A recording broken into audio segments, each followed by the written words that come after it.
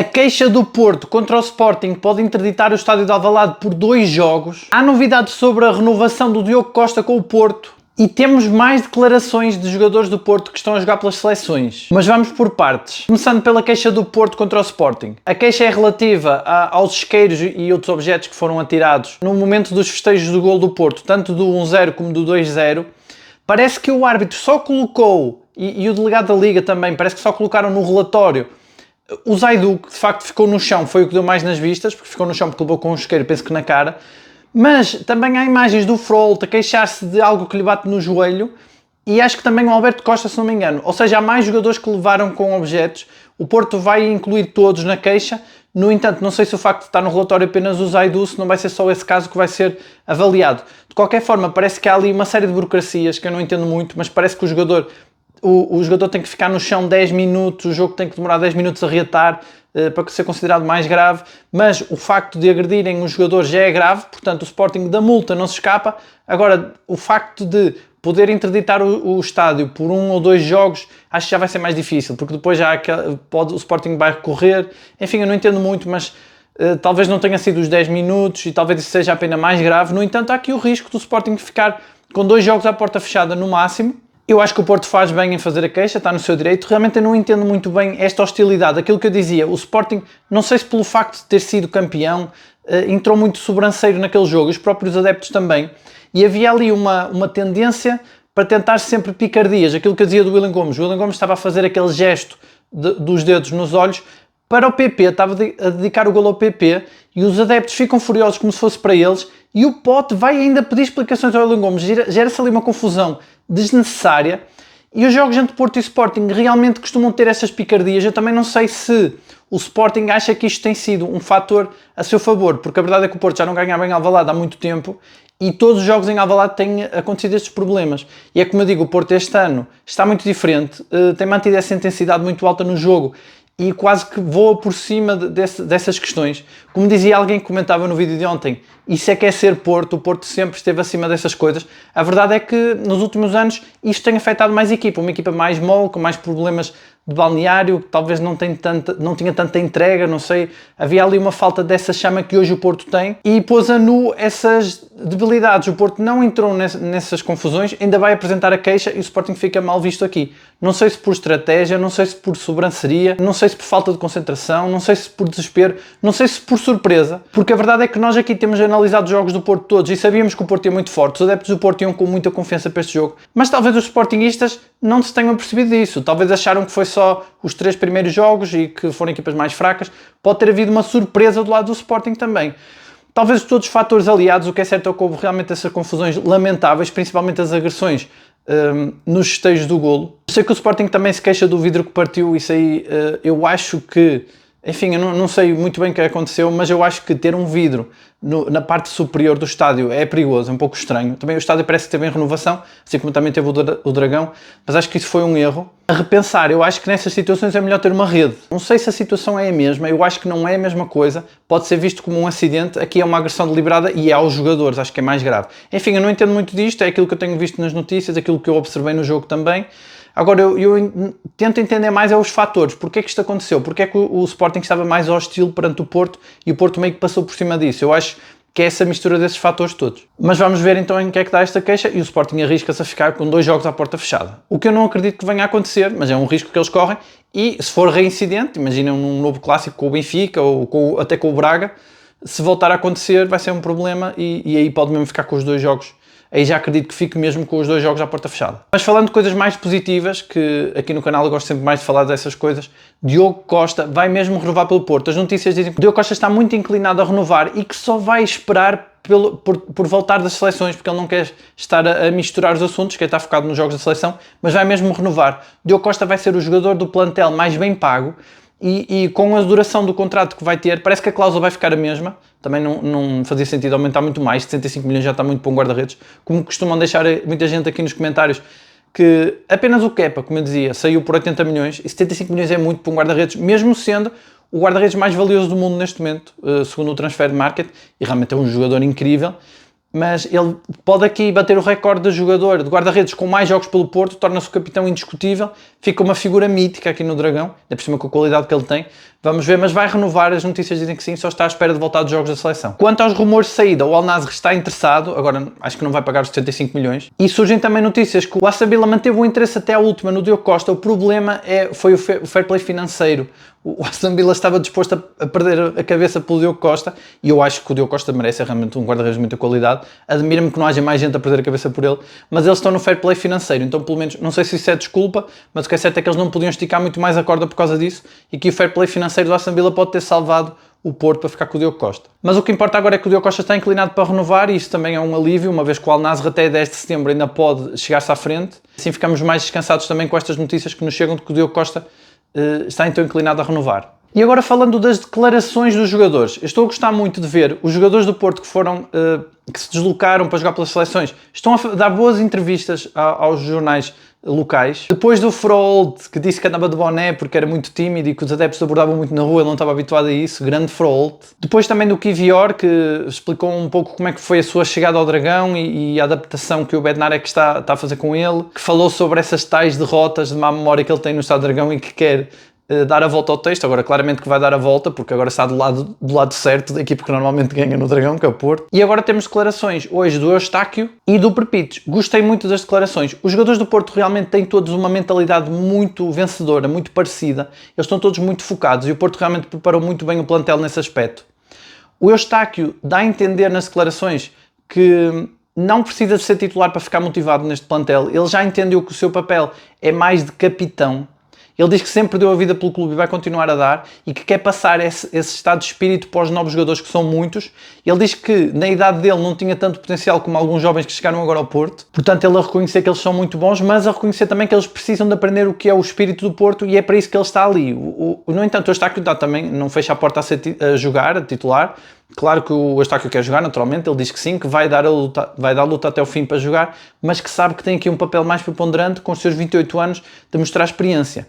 E ele mostra experiência até em relação à seleção. Ele diz que quando jogou no Qatar há 4 anos, não conseguiu jogar os jogos todos inteiros pela seleção porque estava muito cansado por causa dos jogos que fez pelo Porto, em que deu tudo e que se esforçou demasiado, e que agora já sabe gerir melhor o esforço, e que isso também é maturidade de um jogador, isso é importante para um médio. Eu acho que o Eustáquio é um bom jogador, é um jogador útil no Porto.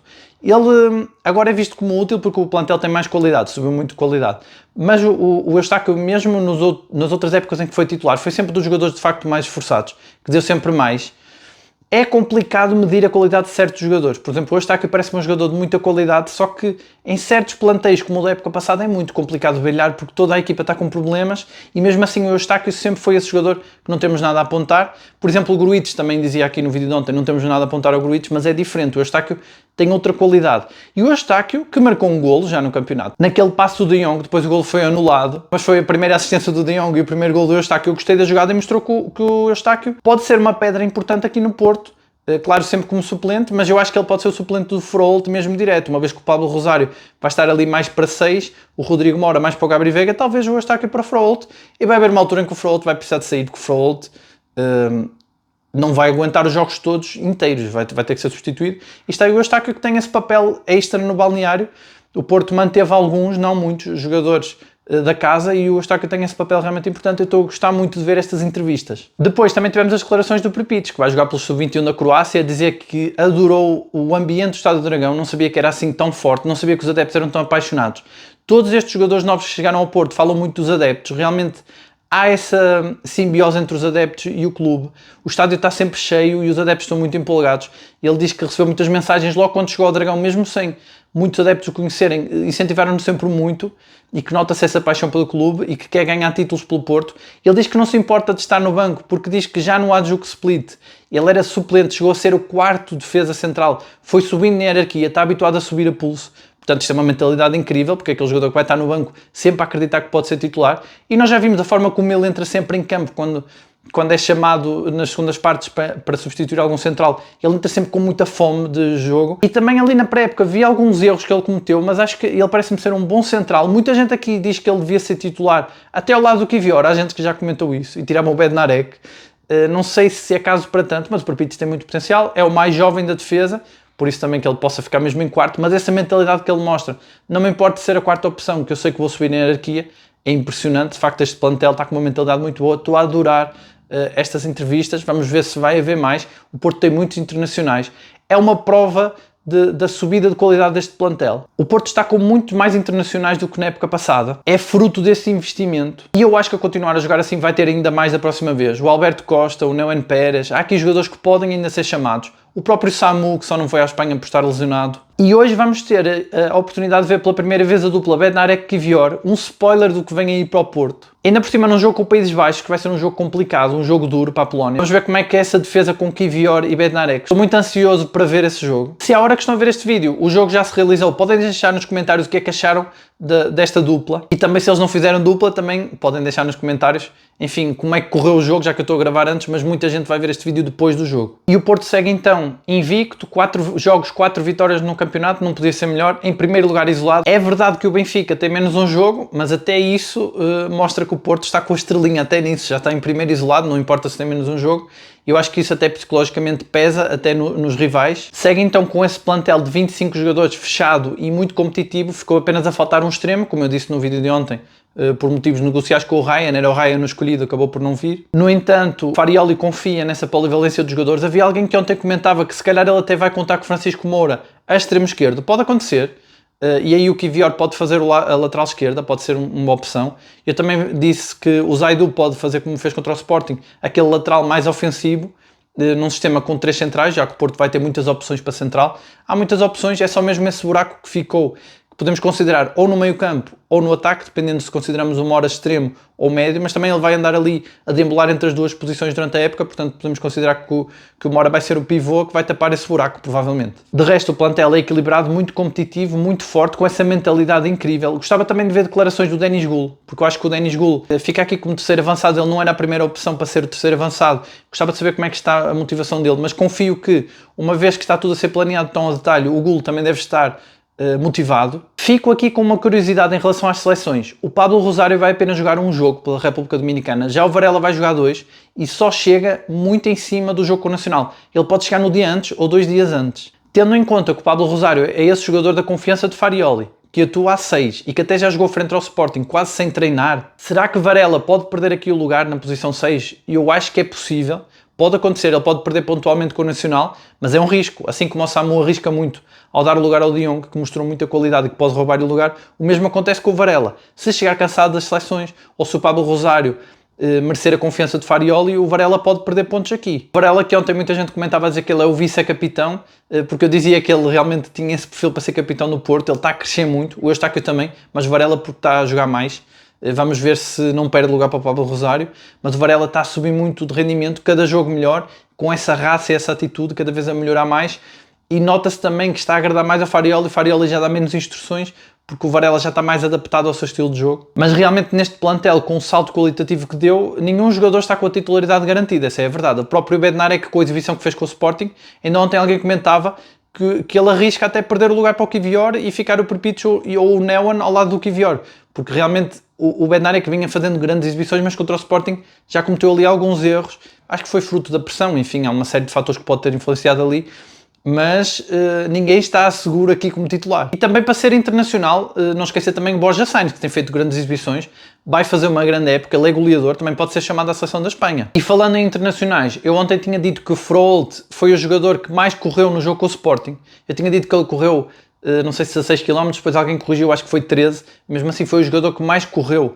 nesse clássico, é impressionante o que ele corre, isso também faz a diferença, por isso é que ele dá a impressão que é aquele médio que enche o meio campo, que recupera as bolas todas, que está em todo lado, porque ele também corre muito. E hoje surge a notícia de que ele é o terceiro jogador da Europa que mais corre, é impressionante o Froholt aqui a lutar para ser o jogador da Europa que mais corre, tendo em conta que há outros campeonatos mais competitivos, onde os jogadores têm que correr mais, há outros jogadores com características até de velocidade maiores, e o Froholt estar em terceiro é impressionante, com a idade que ele tem, e realmente o Eustáquio tem aqui uma tarefa muito dura, tirar o lugar ao Froholt vai ser difícil, mas claro que com a rotatividade, que o Farioli é muito a favor também desta rotatividade, vai acabar por dar oportunidades ao Eustáquio. E agora eu quero saber de vocês, qual é a vossa expectativa para o jogo da Polónia com o Países Baixos, para ver essa dupla, possível dupla de centrais do Porto, Ou como é que viram esse jogo, se já estão a ver o vídeo depois do jogo ter decorrido. Se vocês acham que o Pablo Rosário vai tirar lugar ao Varela, uma vez que o Varela vai ter pouco tempo desde a chegada da seleção até o jogo com o Nacional. Esse jogo com o Nacional, que vai ser mais um jogo, em princípio, com casa cheia, é essa a expectativa. Os bilhetes já estão à venda. O que é que vocês estão a achar das declarações dos internacionais? Esta semana já tivemos vários, hoje foi o Eustáquio e o Perpites. Se vocês concordam com o aumento de salário do Diogo Costa, com a renovação, com essa proposta do Porto em tornar o Diogo Costa